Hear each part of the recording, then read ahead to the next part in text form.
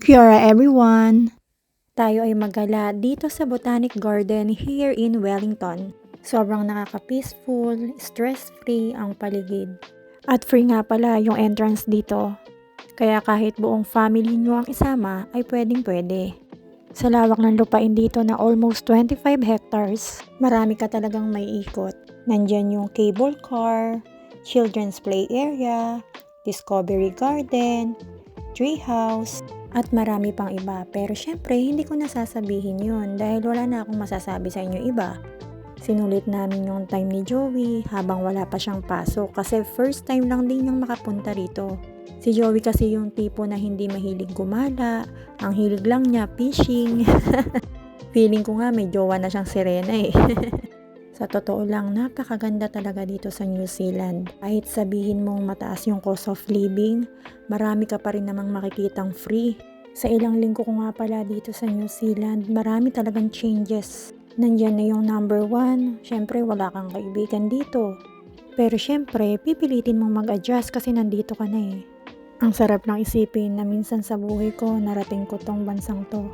At saan man kami dalhin ng tadhana, thankful kami kasi syempre yung experience mo, hindi mo yan mababayaran. Kaya gusto ko kayong isama sa journey namin.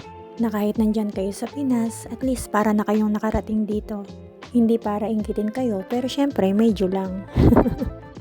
Pero iba pa rin talaga yung saya pag nasa Pinas ka. Kaya hanggat nandito kami, i-enjoy na lang namin yung buhay para hindi kami malungkot. May kanya-kanya naman tayong goal at isa to sa pinili namin. Thankful din naman ako at nandyan yung support ng family ko. Kaya hindi ko makakalimutan yung mga taong sinuportahan ako hanggang dulo. Mga taong totoo sa akin na kahit nakatalikod ako, masaya sa nararating ko. Pero syempre, wala pa naman akong ipinagmamalaki. Ang sinasabi ko lang, mayabang ako. Pero biro lang yun kasi gusto ko lang kayong mapasaya. Basta ang sinasabi ko lang, maging totoo kayo sa sarili nyo. Kung ano yung gusto nyong marating sa buhay, dapat focus lang. Hindi dapat yan pinapatagal. Ayoko na naririnig yung iba na, soon. Anong soon? Tapos wala namang ginagawang aksyon sa sarili. Kaya dapat wala nang sana all ha. Alam ko, kayang-kaya mo yan. Magtiwala ka lang sa sarili mo, sa family mo na sumusuporta sa'yo, at lagi mong ipag-pray yan. In God's time, alam ko lahat tayo aasenso. Basta wala lang tayong aapakan na ibang tao. Kapag may problema, iiyak lang. Kapag masaya ka, i-celebrate mo yan. Ganun lang naman talaga eh. Drama yarn. At walang mag-PPM sa akin na para umutang ha. Kasi uulitin ko, mayabang lang ako pero wala akong pera. Ang meron lang ako yung lakas ng loob, diskarte at tiwala sa sarili. Kaya iwasan nyo yung takot sa sarili nyo na iisipin nyo hindi nyo kaya. Inaya nyo ang mangutang na hindi magbayad eh. Dapat ganun ang mindset. Kaya laban lang mga mi, kaya natin to. Ang dami ko na namang sinabi nagpunta lang naman kami ng Botanic Garden. Wala lang, happy lang akong i-share yung life namin. Yung makapunta ka dito sa magandang lugar, blessing na rin yan para sa amin.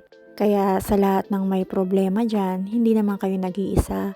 Diretso lakad lang kasi alam ko naman na may mapupuntahan tong lahat ng paghihirap natin. Pero bilisan nyo yung paglakad hanggat maaari takbuhin nyo na kasi hindi naman na tayo mga pabata. Meron na tayong mga anak na susuportahan. Responsibilidad natin na bigyan sila ng magandang buhay.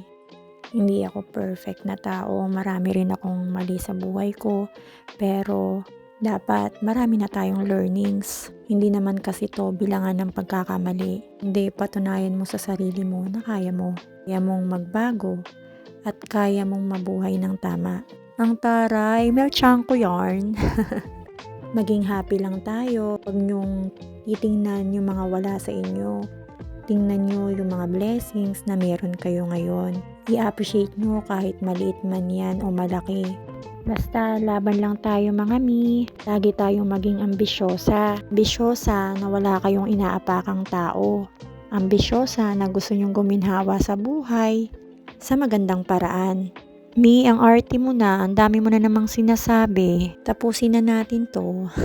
Thank you sa lahat ng makaka-appreciate nitong video ko. Sana hindi kayo magsawa. Pakita ko sa inyo kung ano yung ganda ng New Zealand.